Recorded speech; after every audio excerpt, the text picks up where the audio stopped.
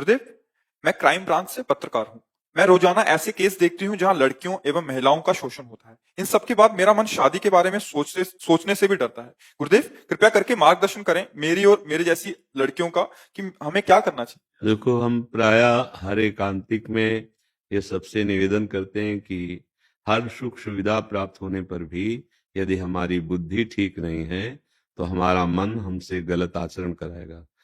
जहां हमें स्वसुख वांछा अर्थात इंद्रिय मन से दूसरों के द्वारा सुख लेने की भावना है, वह हमारी राक्षसी बुद्धि बढ़ती चली जाएगी। तो जो आप बातें कह रही हैं, कुछ प्रकाशित हो जाते हैं और कुछ तो है प्रकाशित नहीं होते।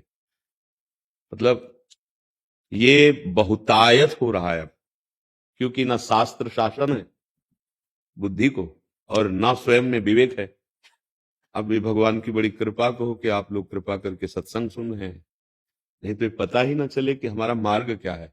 हम नए बच्चे हैं, मोबाइल का जमाना है और कुसंग की बहुतायत है, तो नशा, व्यभिचार, हिंसा ये स्वभाव में बैठती चली जा रही है। तो इसका सुधार तब तक नहीं होगा जब तक हम अध्यात्म को नहीं समझेंगे।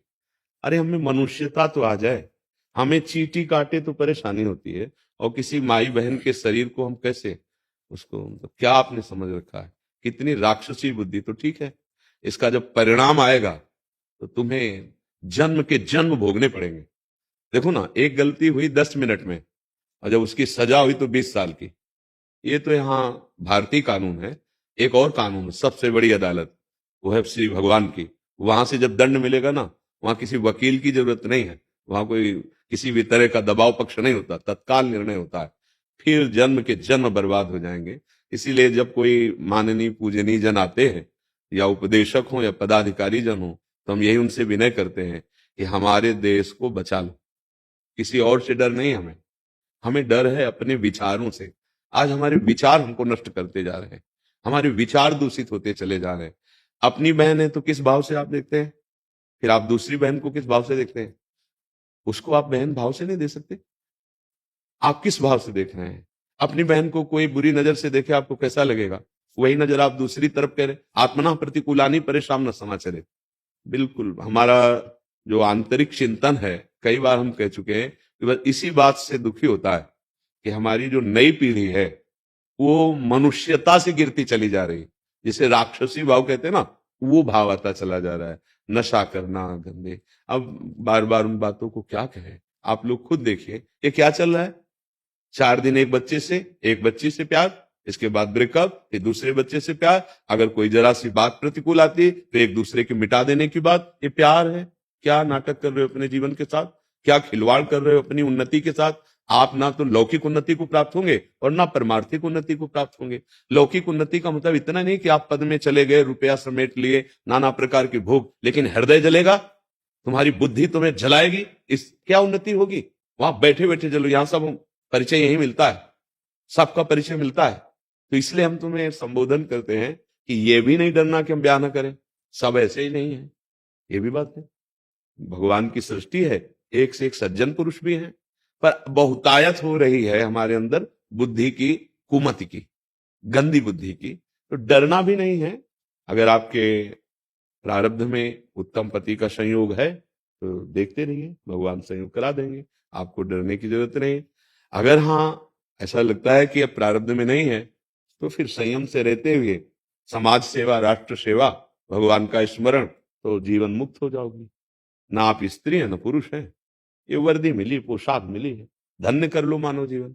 गृहस्थ धर्म मिले तो उस धर्म से चल के धन्य कर लो, नहीं संयोग बना तो आजीवन ब्रह्मचर्य रहकर भगवत भजन करते हुए मन को शांत करना है।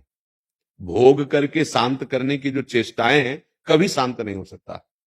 आपको संयम में आना पड़ेगा, चाहे गृहस्थ हो चाहे विरक्त हो। जब संयम में आओगे तब हृदय पवित्र होगा। आज हमारा संयम छूटता चला जा रहा है, कोई इस बात को समझे नहीं रहा कि इसे पाप कहते हैं, मनोरंजन समझा जा रहा है।